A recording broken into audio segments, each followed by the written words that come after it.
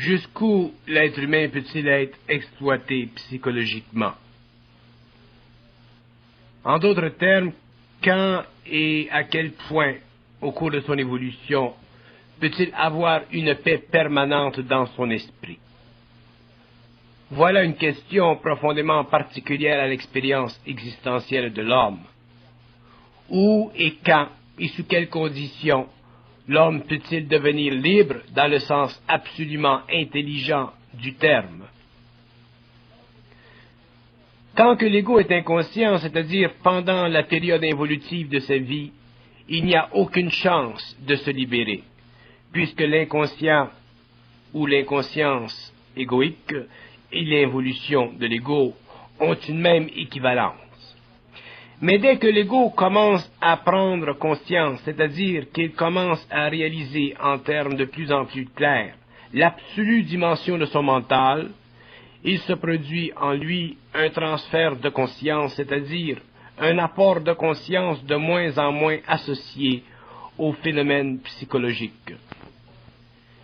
Et cet apport de conscience de plus en plus réalisé devient graduellement son centre de force vis-à-vis les formes les plus bâtardes que peuvent construire en lui les forces subtiles et puissantes de l'astral, c'est-à-dire de ce plan de vie qui n'a de puissance qu'en fonction de l'ignorance de l'homme, dont il ne peut être libre dans sa vie que lorsqu'il a un plan d'évolution mentale suffisamment avancé pour lui permettre d'absorber une vibration qui dépasse l'ancienne vibration planétaire de la conscience humaine. L'exploitation psychologique de l'homme n'est pas un phénomène humain, mais plutôt un phénomène spirit dans l'homme. L'homme n'est pas conscient du phénomène spirit en lui, car il ne connaît pas les lois de l'univers. Il ne connaît que les lois de la matière. Or, la compréhension de ces lois est nettement insuffisante pour permettre à l'homme de vivre une vie intégrée, une vie en harmonie intérieurement et extérieurement. Or, l'exploitation de l'être humain continuera sur le globe tant que l'homme n'aura pas réussi à convertir ce pouvoir spirit en lui qui l'astralise par un pouvoir mental à toute épreuve, un pouvoir mental tellement puissant que la moindre pensée subjective ne pourra briser ou rompre le champ de force qui unit ou devrait unir tous ces principes afin de lui donner le pouvoir dont il a de besoin pour élever la conscience de sa race. Si l'homme est exploité psychologiquement par le pouvoir spirit en lui, il est à la merci d'intelligence qui déjà le possède sur des plans parallèles où l'espace-temps coïncide avec ce que nous appelons le monde de la mort. Le monde de la mort est un espace-temps. Ce n'est pas un monde imaginaire. Le monde matériel aussi est un espace-temps. Ça non plus, ce n'est pas un monde imaginaire. Cependant, l'espace-temps matériel est sous le contrôle spirit de l'espace-temps astral, parce que l'homme n'a pas encore réussi à élever le taux vibratoire de son mental. Il faudra que l'être humain transcende les limites psychologiques de sa vieille conscience, de son vieil ego, pour briser les liens avec la mort et rompre le pouvoir exploitif du monde spirit contre l'homme. La limite psychologique de l'être humain est maintenue par le phénomène dit de la crainte. La crainte étant une vibration issue du plan astral pour empêcher une trop grande autonomie de l'esprit humain dans la matière. Ceci pour des raisons très intéressantes. L'être humain, en fait, est un être spirit descendu dans la matière, mais voué à la mort, tant qu'il n'a pas rompu son lien avec l'espace-temps astral.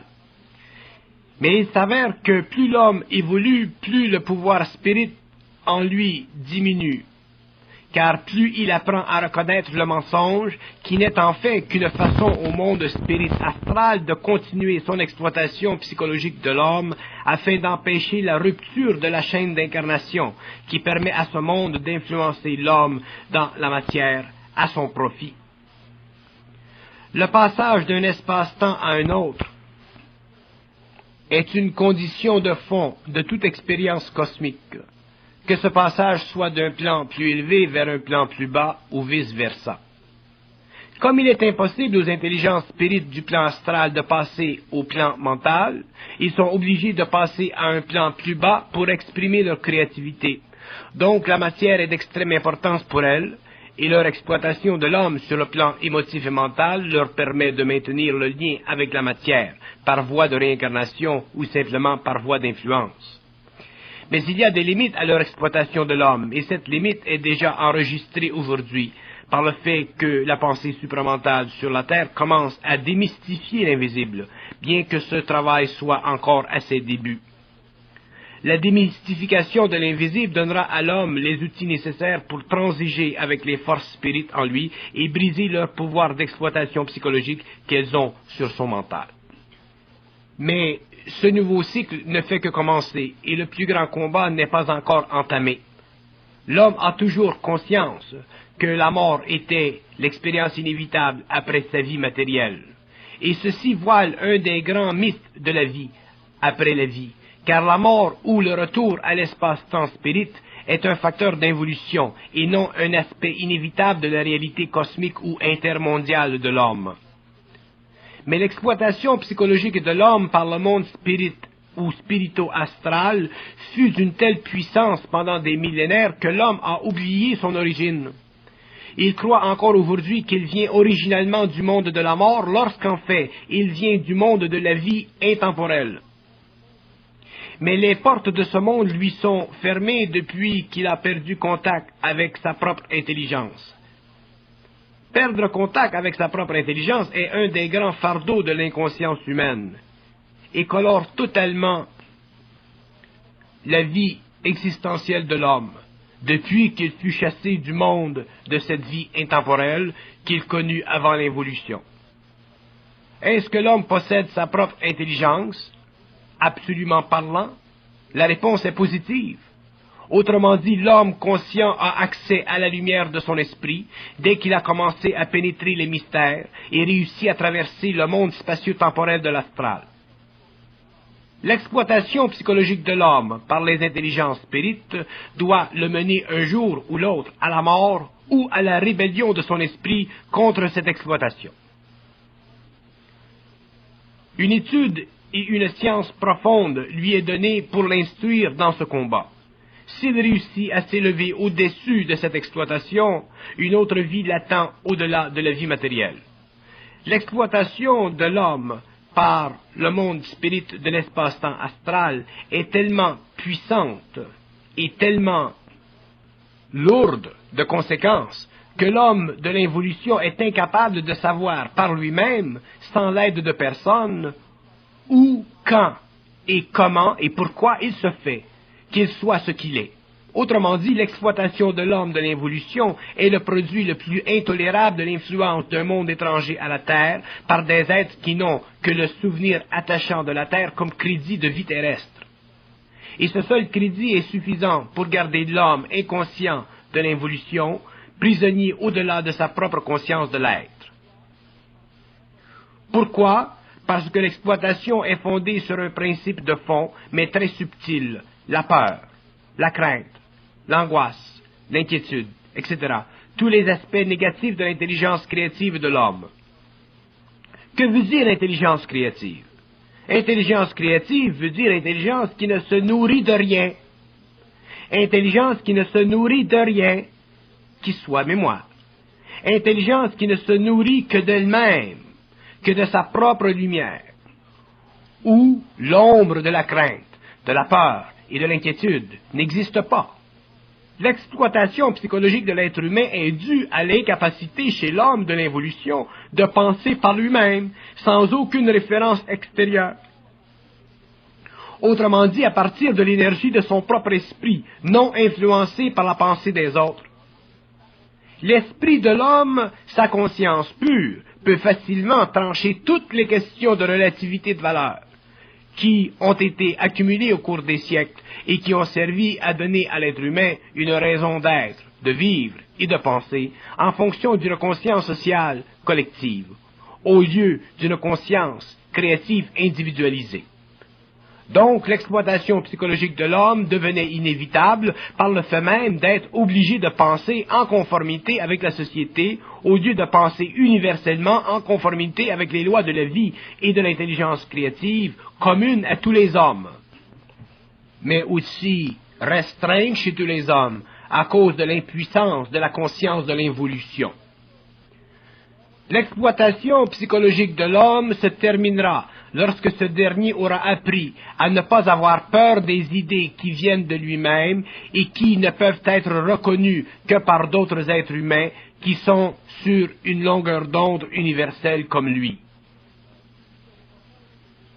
Une évolution profonde s'est déjà faite sur le plan mental de l'humanité moderne, de telle sorte qu'aujourd'hui, plus que jamais auparavant, l'être humain, l'individu, est capable de récupérer les forces créatives intérieures qui ont toujours été bloquées dans le passé par les formes spiritualisantes ou conformistes de la conscience sociale, encore trop primitive dans ses comportements individuels, dans ses composantes individuelles, pour redresser le niveau d'intelligence de l'humanité ambiante. Mais même aujourd'hui, alors que l'individu, dans les pays les plus libres, a la capacité de vivre plus près de son propre esprit, il n'a pas encore pris conscience de ce dernier. Donc, alors que l'homme aujourd'hui a plus de possibilités de s'interroger sur la nature de la réalité, de sa réalité, il n'a pas encore suffisamment de pouvoir intérieur pour transpercer l'épaisse couche de mémoire qui sert de toile de fond pour l'intelligence de son ego. L'être humain, encore aujourd'hui, malgré les grands changements sociaux, n'est pas autosuffisant dans le mental. Et l'autosuffisance mentale est une condition essentielle au développement éventuel d'une conscience supérieure, fondée sur l'esprit de l'homme au lieu de la mémoire sociale de l'homme. Pourquoi le pouvoir existe-t-il? Parce que l'homme ne le possède pas en lui-même. Donc, il doit être possédé et utilisé contre lui. Il y aura des pauvres sur la terre tant qu'il n'y aura pas d'intelligence créative libre chez l'homme. L'exploitation psychologique de l'homme est un des grands drames de l'humanité, un des grands meurtres de l'homme. L'homme a passé tellement de siècles à se préoccuper de Dieu qu'il s'est oublié lui-même, et il s'est affaibli. Le concept de Dieu ou d'un Dieu quelconque l'a rempli d'un souffle qui ne lui apportait rien d'autre que de l'espoir. Et tant que l'homme vivait d'espoir, il était aux mains du pouvoir. Il était exploité psychologiquement. Donc il ne pouvait formuler ses propres conditions de vie. C'est l'histoire de l'homme. L'histoire des rois, des maîtres et des esclaves. L'exploitation psychologique de l'homme a donné naissance à la culture sociale, et cette culture en retour a permis à l'homme d'évoluer, car la culture, à cause de ses imperfections, a forcé l'homme à se dépasser lui-même, à aller plus loin que les limites exploitatives de sa conscience humaine. Ceci, nous appelons l'histoire. Et tant que l'homme n'aura pas reconnu que son intelligence créative est libre de l'histoire et de la culture, il ne pourra comprendre la nature de cette intelligence créative en lui et perdra contact avec son propre pouvoir. Le pouvoir dans le passé, et encore aujourd'hui, était maintenu hiérarchiquement. Demain, lorsque l'homme sera homme dans le sens vrai du mot, lorsqu'il sera intelligent créativement, lorsqu'il sera dans son pouvoir, le pouvoir viendra de lui et fera obéir la pierre, car le pouvoir sera le produit de l'action de la lumière à travers son être perfectionné. L'exploitation psychologique n'existera plus pour lui, car il sera trop intelligent pour être stupide. Tant que l'homme ne reconnaît pas ou ne peut reconnaître sa relation avec lui-même absolument, il ne peut comprendre pourquoi il est sur le plan matériel. Donc, il n'a pas conscience de sa destinée. Donc, il n'a aucun pouvoir. Et si l'homme ne possède pas un certain pouvoir interne, il est susceptible d'être exploité psychologiquement, car il se sentira obligé de croire que l'humanité ambiante a raison, lorsqu'en fait, la civilisation de l'humanité n'est que le produit de plus en plus raffiné des forces exploitatives de l'ignorance de l'homme. Il y a parmi toutes les forces sociales qui exercent leur pression contre l'homme une dominante, une constante, et cette constante est exploitative, car elle provient d'un niveau de conscience qui n'est pas pur, mais exposé à toutes les forces nocturnes de la conscience collective humaine. L'exploitation psychologique de l'homme ne peut s'arrêter qu'au seuil de la conscience individualisée de l'homme, qu'au seuil de la conscience cosmique ou universelle de l'homme. À partir de ce point, dans l'évolution, l'être humain ne fait que passer à travers l'histoire. Il ne s'y mélange plus. Il va son propre chemin selon le pays ou l'espace qu'il occupe. Ici, l'exploitation psychologique n'est plus possible car il ne croit plus rien. Il ne sait que ce qu'il sait. Et toutes les questions existentialistes ou toutes les idéologies ne sont pour lui que de la poussière mentale. L'exploitation psychologique de l'homme n'est pas seulement d'ordre planétaire, elle est aussi d'ordre intérieur. Et c'est cet ordre d'exploitation intérieure qui collabore souvent avec l'ordre planétaire. Et l'homme doit voir à travers le jeu, car tant que l'esprit n'est pas libre chez l'homme, il ne peut donner à ce dernier le bénéfice de son activité créative en lui. La nouvelle évolution sera plus facile sur le plan matériel, mais plus difficile sur le plan mental, car les forces psychiques de l'homme veulent percer à travers sa conscience égoïque et éclater dans le monde de la forme, de la matière, pour changer la face du monde. Il faut que l'homme réalise qu'il n'est pas seul dans le cosmos, qu'il y a d'autres intelligences qui doivent fondre avec lui leur activité, afin d'élever le taux vibratoire de la conscience de l'humanité. Nous avons parlé de l'exploitation psychologique de l'homme sur le plan externe, maintenant nous devons parler de l'exploitation psychologique de l'homme sur le plan interne. Et cette exploitation psychologique ne cessera que lorsque l'homme aura suffisamment engendré de force en lui pour neutraliser l'effet de l'activité émotive sur son mental. Tant que l'homme n'aura pas pu transformer sa réalité psychologique en réalité créative, il ne pourra comprendre la différence entre l'involution et l'évolution. Et ne comprenant pas ceci, il ne pourra décomposer l'effet accumulatif millénaire de la mémoire sur son intelligence créative. Il ne pourra jamais être libre dans le sens cosmique du terme. Il ne pourra jamais être bien dans sa peau, car sa peau sera toujours teintée des couleurs de l'ancienne conscience millénaire. L'exploitation psychologique de l'homme est un phénomène planétaire et millénaire. Il perdra de l'intensité au fur et à mesure que la conscience subjective de l'homme sera remplacée par une conscience objective, et cette dernière ne sera présente dans l'homme que lorsque les forces de la conscience supramentale auront fait leur pénétration dans la conscience humaine. L'exploitation de la conscience humaine reflète la nature du rapport entre l'ego et ses pensées. Tant que ce dernier croit que ses pensées sont nées de lui, il ne peut plus convenir avec la réalité de son esprit. Il est alors obligé de s'interroger constamment pour savoir s'il a raison, alors que s'il était conscient, il s'occuperait de vivre créativement au lieu de perdre son temps à essayer de comprendre des choses qui sont déjà comprises de son esprit.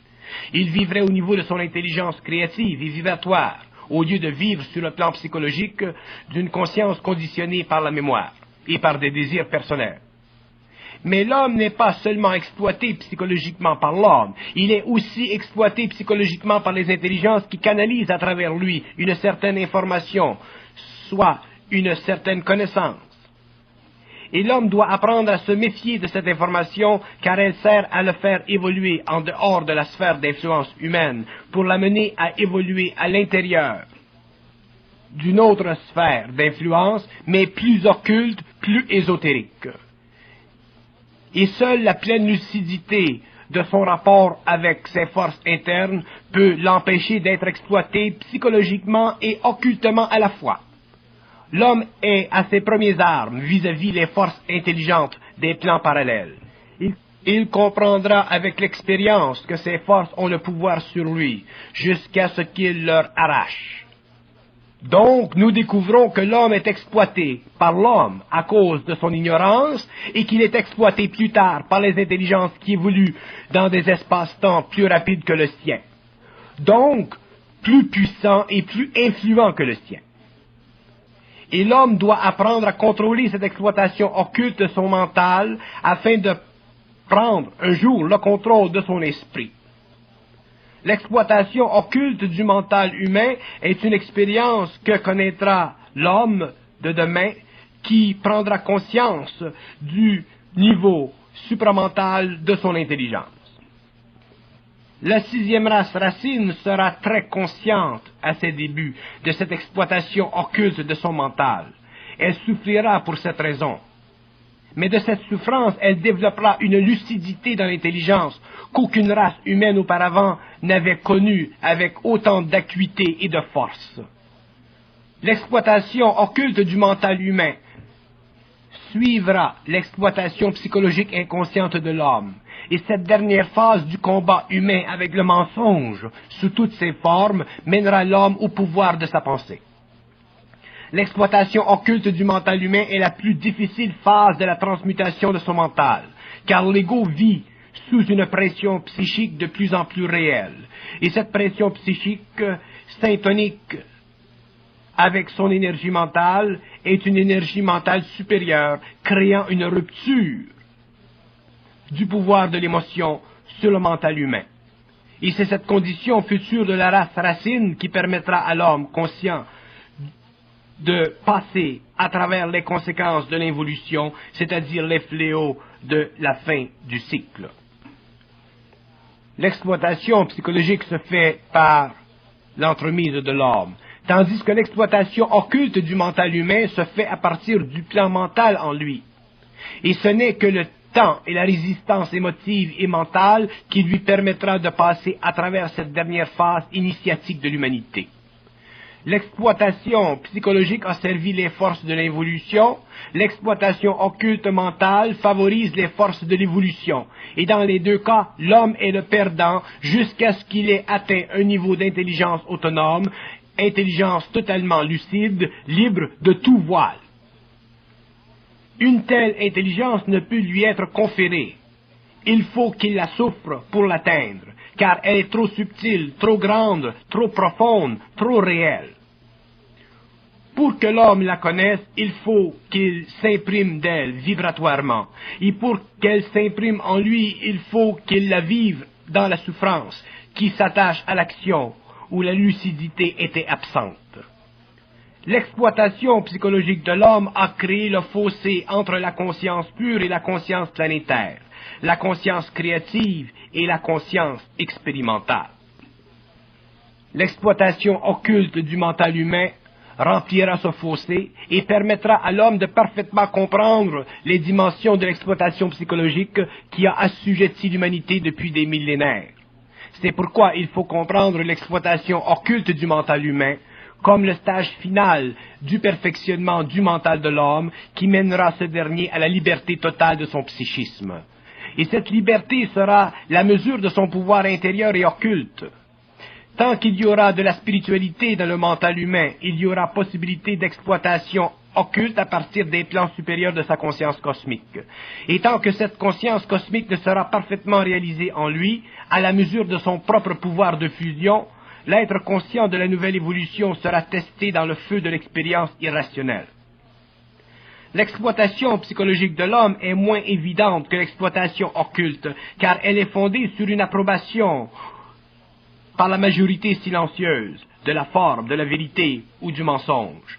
Tandis que l'exploitation occulte du mental humain se réalise très tôt, puisque déjà l'homme qui la vit doit en souffrir dans l'immédiat, car ici la souffrance sert à la transmutation du mental, tandis que dans le cas de l'exploitation psychologique, c'est l'expérience humaine qui est en jeu, non pas la fusion de l'être cosmique avec l'être planétaire. L'exploitation psychologique de l'homme se réalise soit par l'éducation, l'évolution de la pensée personnelle. L'exploitation occulte du mental humain se réalise par contre par la souffrance vibratoire qu'elle crée chez celui qui en est le porteur. L'être humain n'a plus à être exploité. Ce cycle est terminé, mais pour ne plus l'être, il lui faut transcender la nature psychologique de son mental, pour entrer dans la nature vibratoire de ce dernier et décupler les forces qui sont cachées en lui. Et ceci est une expérience totalement nouvelle pour l'homme. Bien qu'elle mène à la lucidité, elle ne peut être communiquée. Elle ne peut être découverte que par la souffrance, et cette dernière est la seule chose qui lui déplaît absolument.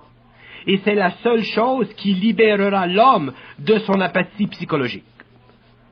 Donc la souffrance qui déplaît à l'homme absolument est l'outil dont il se servira demain pour se libérer absolument de son apathie psychologique, c'est-à-dire de sa capacité d'être influencé, d'être exploité psychologiquement, socialement, ou d'être exploité occultement par les forces internes du mental supérieur.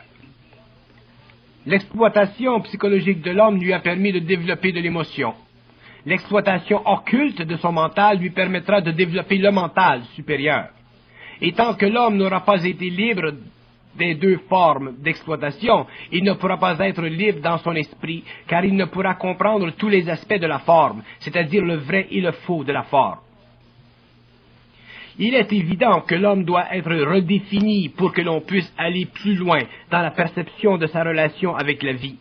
Il doit être redéfini en fonction de l'appréciation que lui-même a de la vie, non en fonction de l'exploitation psychologique ou de l'exploitation occulte, mais en fonction de sa lucidité absolue.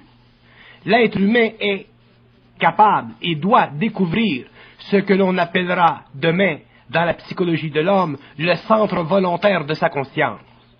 Ce centre volonté de sa conscience nouvelle lui permettra de ne plus se sentir hors la loi de la vie. Il y a quelque chose dans l'homme inconscient qui l'empêche de se sentir à l'intérieur des lois de la vie.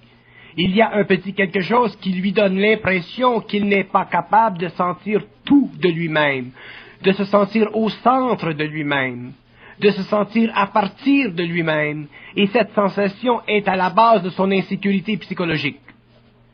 Tant que l'homme est hors la loi de la vie, c'est qu'il est victime de l'exploitation psychologique ou de l'exploitation occulte de son mental. Donc, il n'a pas accès à la lucidité qui est l'expression intelligente de son centre volonté. Le centre volonté de l'homme, c'est un peu le pouvoir de l'homme sur les caractéristiques planétaires de sa naissance. C'est cette force en lui qui lui permet de transformer un programme de vie astral, plan de vie inconscient, en une volonté de vie mentale consciente.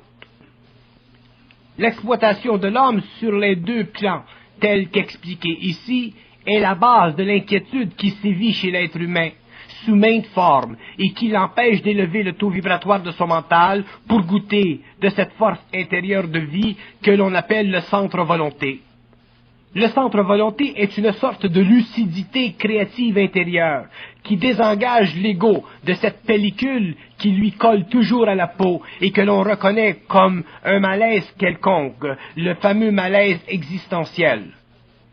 Si l'homme avait un centre volonté très développé, il ne pourrait sentir ce malaise qui couvre sa conscience tous les jours, car le centre volonté aurait l'attribut, si vous voulez, de neutraliser en lui l'émotion et le mental inférieur qui nourrissent l'inconscience dans ce malaise.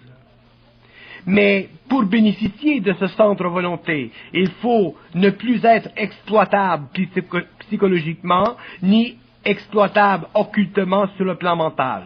Il faut être totalement lucide, et la lucidité n'est pas une qualité humaine planétaire. Elle fait partie du pouvoir intérieur et cosmique de l'homme, pouvoir qui grandit avec le développement du centre volonté, chez celui qui a grandi et s'est développé au fur et à mesure qu'il a compris que tout doit être à sa mesure dans la vie, absolument tout. Sinon, il est vampirisé et perd son énergie. Il est à la merci de l'extérieur, il est à la merci de l'intérieur, et ceci peut être très dangereux et dévitalisant pour l'homme, car l'homme, à cause de sa générosité et de sa spiritualité et de son idéalisme, est automatiquement une proie facile à ces deux formes externes et internes d'exploitation. L'exploitation occulte du mental humain pour les êtres conscients est une expérience qui n'a aucune limite psychologique. Donc, cette exploitation va beaucoup plus en profondeur que l'exploitation psychologique de l'homme par l'homme. Ce n'est plus l'ego qui est la mesure de cette exploitation, mais l'esprit. Donc, l'homme, l'ego, doit rapidement se raviser de son rapport avec l'esprit, et c'est ici, s'il est capable de le faire, qu'il commence à développer de la lucidité. La lucidité sera reconnue par l'être conscient comme la plus importante des qualités d'esprit de l'homme, et aussi le plus important facteur de vie chez l'être conscient.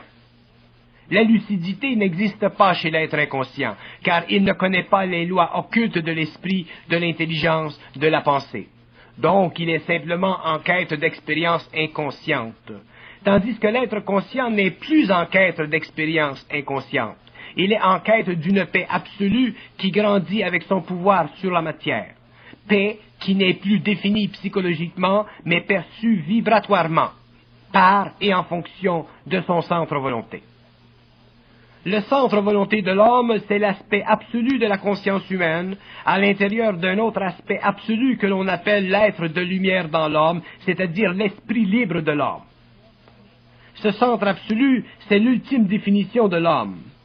Mais ce centre volonté ne peut être reconnu en lui que lorsqu'il l'a atteint suffisamment pour réaliser que sa qualité psychologique, vibratoire, dépendent l'une de l'autre, que l'une n'est pas indépendante de l'autre et que tous les deux aspects doivent être équilibrés pour que la conscience du centre volonté éclate dans l'être humain, l'immunisant pour toujours contre l'expérience psychologique de l'homme, contre l'homme, ou l'exploitation occulte de son mental par des forces indépendantes de lui. Le développement du centre volonté est une nouvelle constante dans l'évolution de la conscience humaine et les forces opposées vibratoirement à cette nouvelle conscience sont très puissantes, car elles ne peuvent plus être actives dans l'homme lorsqu'il a atteint un niveau suffisant de développement de ce centre volonté.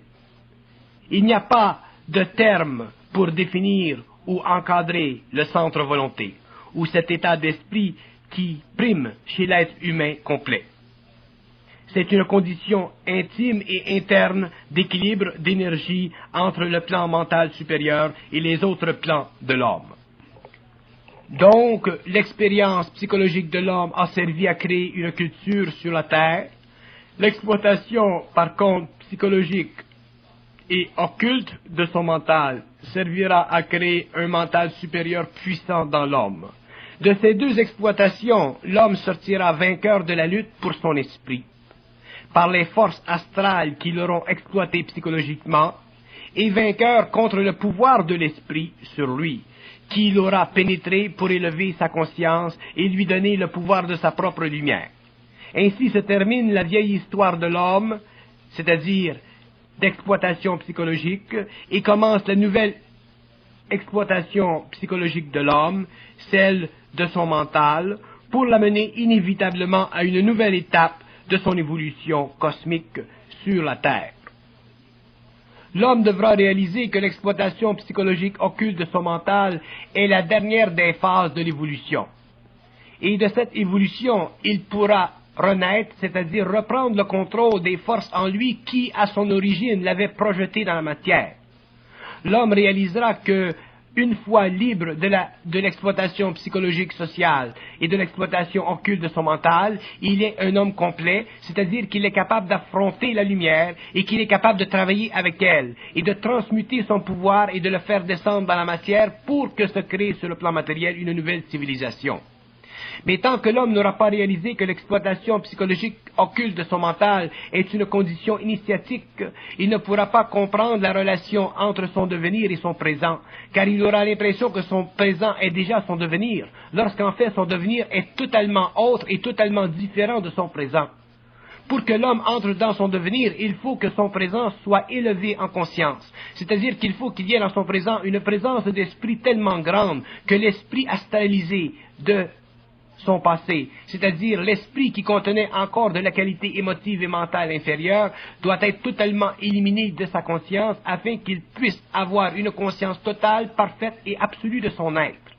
C'est à partir de ce moment-là que l'homme commencera à comprendre les attributs et les qualités fondamentales de la conscience supramentale, et qu'il commencera à réaliser que la conscience supramentale est beaucoup plus que ce qu'il croit, et va beaucoup plus loin que ce qu'il connaît.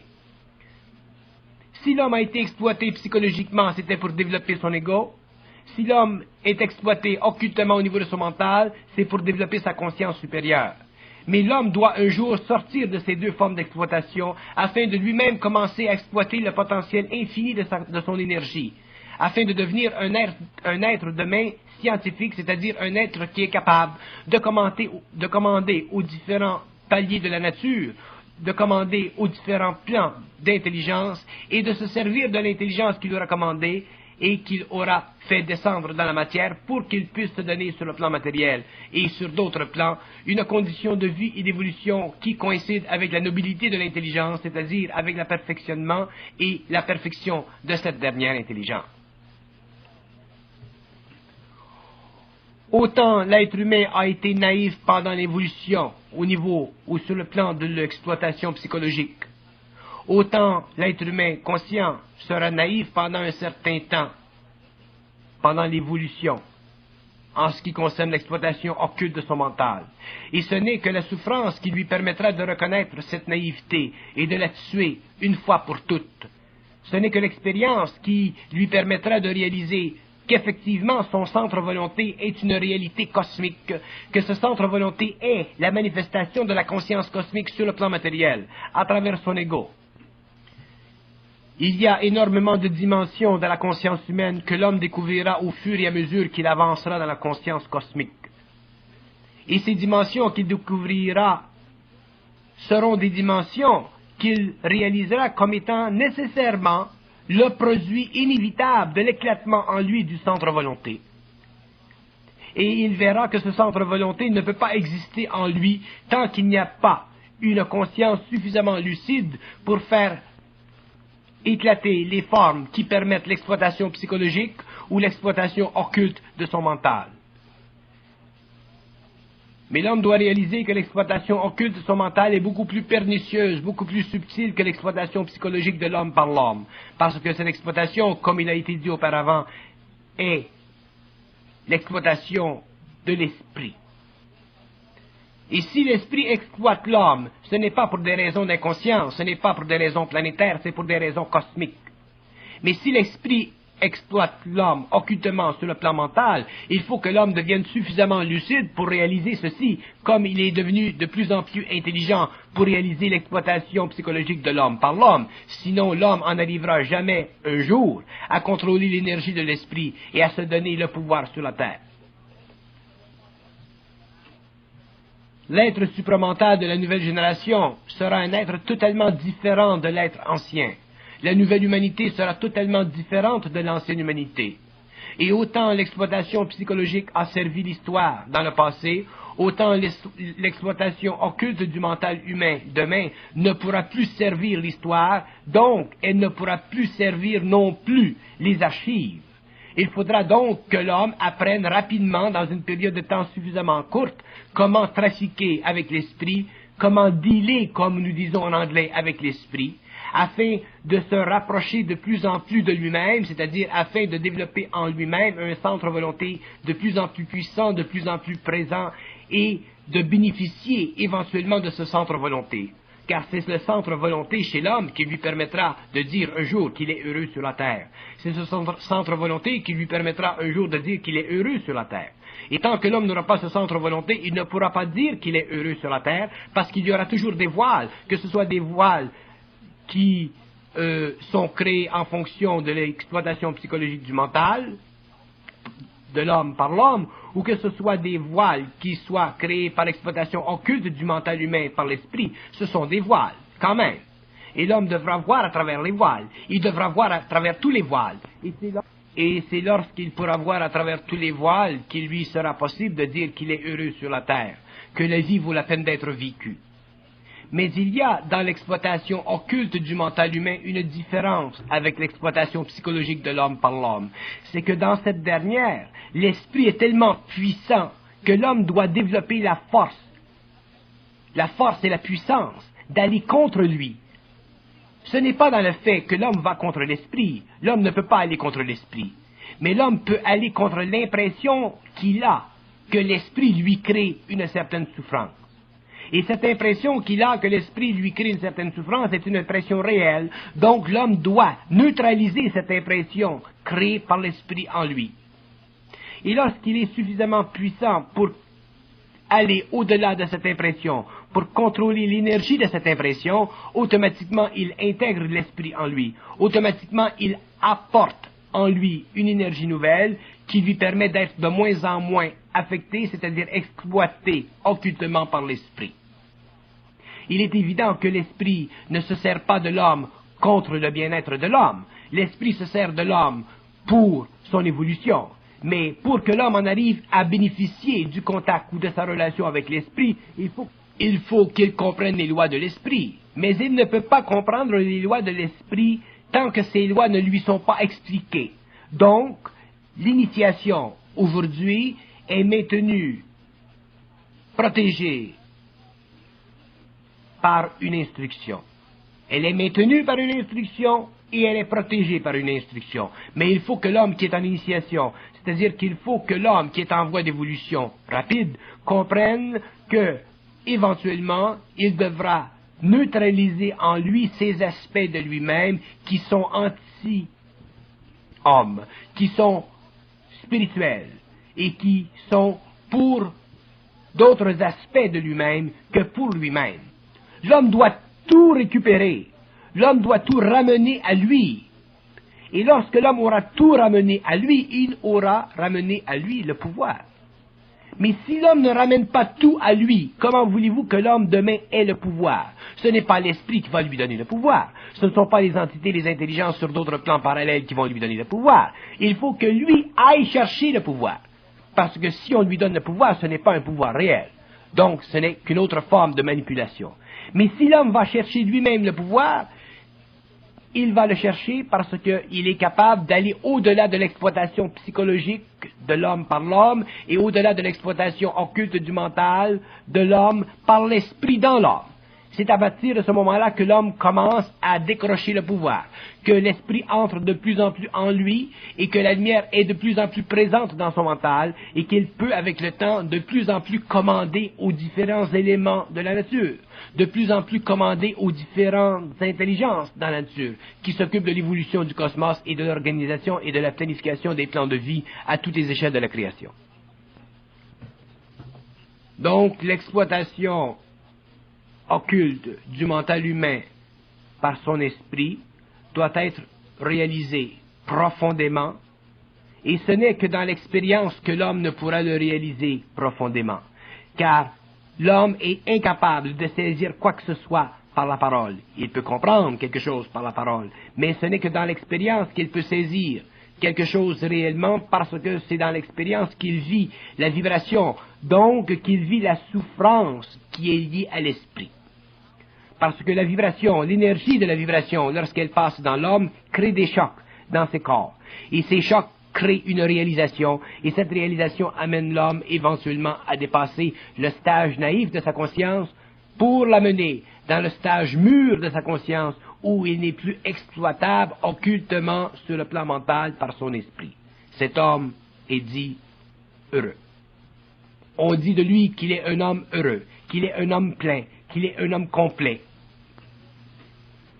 L'homme n'a jamais réalisé qu'il doit récupérer tout, parce qu'il n'a jamais réalisé qu'il a le pouvoir de récupérer tout.